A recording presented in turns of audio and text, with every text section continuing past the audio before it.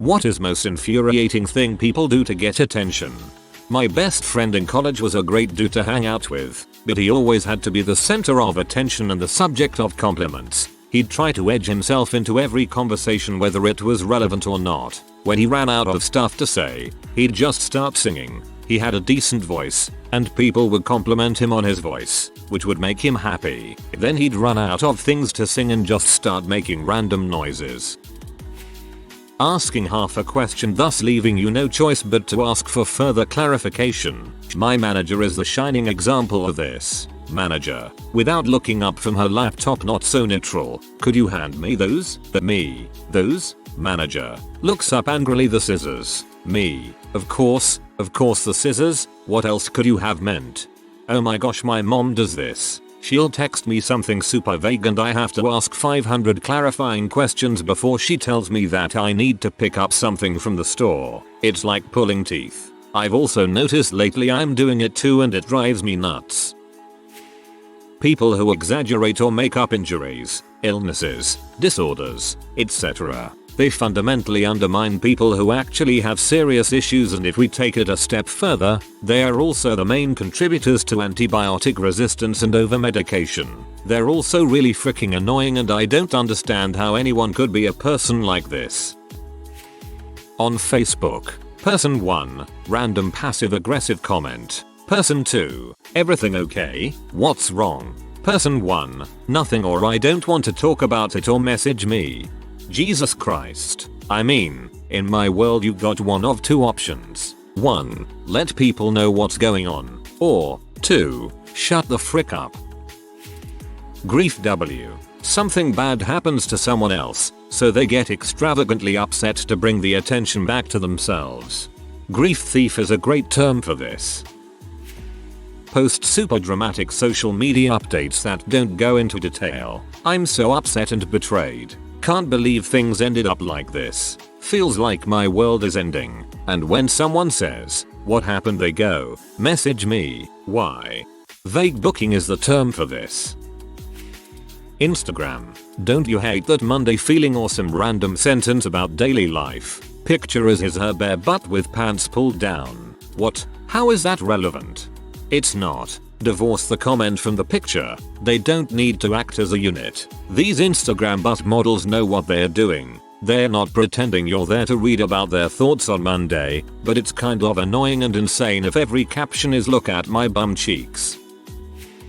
People who post about their journeys when it's not really a journey but something normal and mundane. Usually that means they are going to be posting a lot about it. It's day 3 of my diet journey. It's like everyone else's diet, but with more significance. You guys, not many of you know, but I have been on this difficult healing journey since last month. Says person with a sprained ankle and about 3x more selfies and updates than normal, and literally everyone knows because there is no other option but to know. When I first started out on my spiritual journey, I had no idea how good pretentiousness and assumptions about other people felt. Now I boost my kundalini with GoFundMe campaigns. The raw exotic foods and intuitive aura readings are expensive, and it's self-loving of me to not have to work for things. Abundance. Please support my newest journey towards going to the spastic Starkildren, an aesthetic festival where I can validate my hedonistic self-obsession and ignore the various levels of blatant hypocrisy and most of what I say and do. Insert link.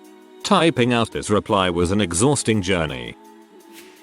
So this one is pretty specific to one person, but it pisses me the frick off, so I'm going to vent about it here. Every Sunday, without fail, at about 9 AM, this stupid freaking C opens his garage door and starts his motorbike, then just revs it for a minimum of 2 hours. He doesn't get on the freaking thing. He doesn't ride it. He's not working on it. He just freaking stands next to it freaking revving it. He does this for hours until the whole street, even inside our houses, absolutely reeks of petrol. It's disgusting. Yes, we get it. You have a freaking motorbike. Now please catch some kind of terminal illness, you worthless freaking piece of crap. Time to call the cops for a noise disturbance. Hey guys, I'm going to give this homeless guy $5 and then film it so I can make 100x that with all the views I get. I'm such a good person. Don't forget to like and subscribe. I know a girl who constantly goes on social media. When she's feeling a little down, she's writing a freaking sob story. When she's feeling good, she wants everyone to know how awesome her life is and how absolutely thankful and blessed she is. She is constantly fishing for compliments. Makes me want to puke. My co-worker will loudly mumble something to herself right as you're walking by her office. If you fall into her trap and ask if she was talking to you, or acknowledge that you heard her in any way, she'll launch into whatever conversation she wanted to ensnare you in. Example: her. Mumble so stupid. Me. Her. Oh, I'm just looking at this new health insurance policy, and it's so stupid. It's like, why are you giving us the summary of benefits if you're not even going to include the full details of it, right? They're not showing any of the important stuff. Well crap. Cheryl, I was just on my way to take a pee, but now I gotta figure out whatever response is going to end this conversation the fastest. Posting on social media that they are praying for someone. If you want to pray for the victims of a natural disaster, by all means, I'm not trying to stop you, but posting on Facebook or Twitter that you're praying for someone is the equivalent of posting I'm a good person who cares about other people. Everyone look how good I am. But I think Jesus had a few things to say about loudly praying on the street corner. Spout deliberately inflammatory comments on the internet, in a format that's clearly not done with the intention of feeding into a proper discussion. They are loud for no reason. Keep your voice down. Why does everyone in the bar have to listen to what you have to say? Loud person here. I don't mean to. The more into a conversation I get, the louder I get. I don't even notice I'm doing it. I was partially deaf while I was learning to talk up until the age of around 6, and it's one of the side effects that never quite wore off. Peacocking. Apparently pickup artists will wear crazy looking things like a pink fuzzy scarf to get women to comment in it. This worked back before every pooer started doing it, thanks to Neil Strauss's outing of the pickup community and their tactics. Now it's so goddamn obvious and so goddamn lame. Facebook post that is of a sire clickbait. My sister does this all of the time and I am embarrassed for her. I can't believe it. After this, I need a glass of wine. She and her friends are idiots. Facebook status is targeted at someone but they don't say who. Example: how could you do this to me? I thought I could trust you. Facebook posts which are like, this is child X who is dying of cancer. Like this post for one prayer. Attention grabbing at its worst. My niece, 10, is an attention W. Everything she does is for some extra or prolonged attention. Ask her for something right in front of her face. She will play dumb so you are interacting with her just a bit longer. Your baby laughs randomly. OMG, she's laughing at the noise I made. Look, I just put this sock on this doll. Isn't that silly? Don't let her injure herself. Dear God, I blame her mother. The stand and stare. I understand that sometimes there isn't a good spot to jump in and get attention, but the longer you stand in the doorway just out of my sight and stare at the back of my head, the worse it is. Just clear your throat, tap my shoulder, something. People who say they're so old now but in reality they're like in their early 20s. Like bruh, your life has just begun. Our 20s are still our formative years. Just chill. Speak out loud into the ether in an attempt to lure people to respond to their remark. Like someone on the computer will say, oh, that's cool out loud, instead of looking to the person they want to talk to and saying, hey, check this out. It's so minuscule but I see it constantly, and it drives me nuts. I've got a social anxiety disorder, so talking to people is hard. I get it, but engage me if you want to talk. Don't set a trap like a social predator.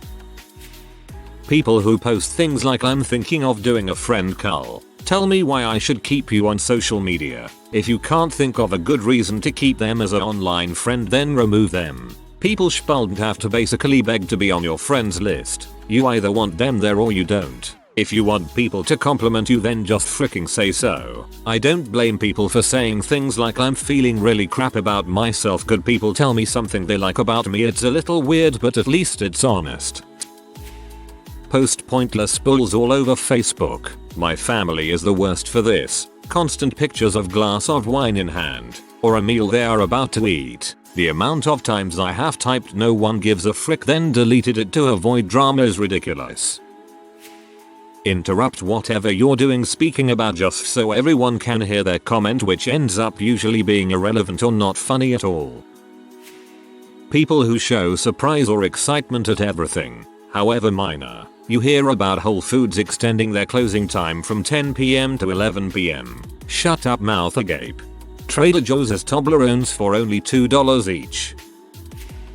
Get tattoos and then make everything in their lives about the tattoos. If you want to get a purple dragon spiraling around a mountain with a geisha fanning herself at the top, that's fine. But don't just assume I wanna know all about it even though all I did was glance at it.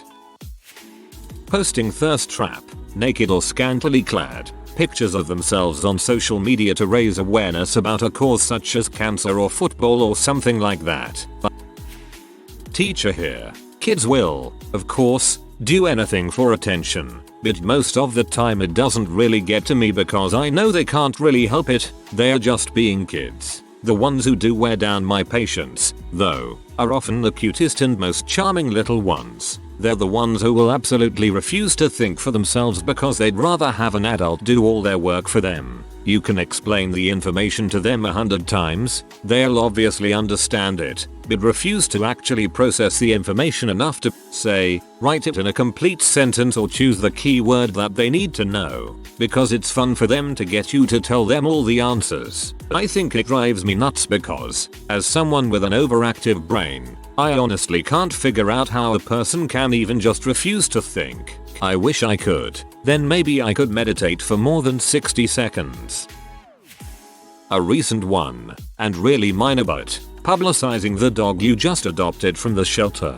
Every day on Reddit, this crap pops up. Fake people who use someone's death to get sympathy and attention. I see it every now and then on social media. Someone from school passes. A couple people post about how heartbroken they are and include a photo of them together from the single time they hung out 10 years ago. And of course, dozens of comments of, "I'm so sorry for your loss." I find that disgusting and insulting for the family and friends who are truly close to the deceased. Same applies for celebrities. Their fan base triples when they die, usually people begging for attention. The saying "everybody loves you when you're dead" is accurate. Girls who post selfies with the camera pointing straight down their cleavage. Captioned "Look at my new haircut." No, Brenda, it's your titties. You want us to look at your titties. We are all not that naive. Mostly these two things. A. People playing the devil's advocate on every single thing. B. People thinking they're discriminated for not liking clubs. I get it. You want to be different, but shut up. People that self-diagnose, especially on their bias or social media descriptions. I have depression, I have anxiety, I have "I want attention" syndrome. Sharing things on Facebook like "let's see who my true friends are, like and share this, yada yada yada," or sharing something about a sick kid or a veteran and saying something about people who don't like and share are heartless. Stop looking for attention and stop acting like you are special. Drama. There is a guy I knew in college and it seemed like every time you saw him again, there was another big huge issue. They always ended being some stupid minor thing he tried to blow up into a thing. One example was that he started talking about how a friend betrayed him and lied to him and all of that. What actually happened was that his friend had been working extra hours at his job and was just too tired to go out.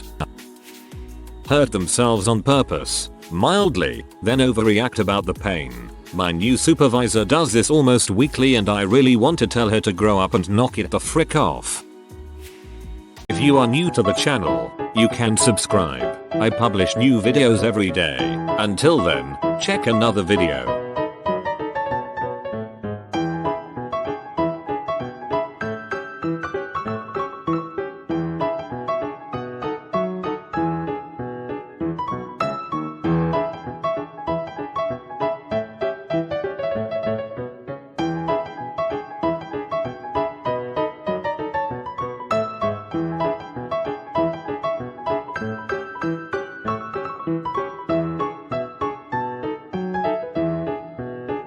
Bye for now.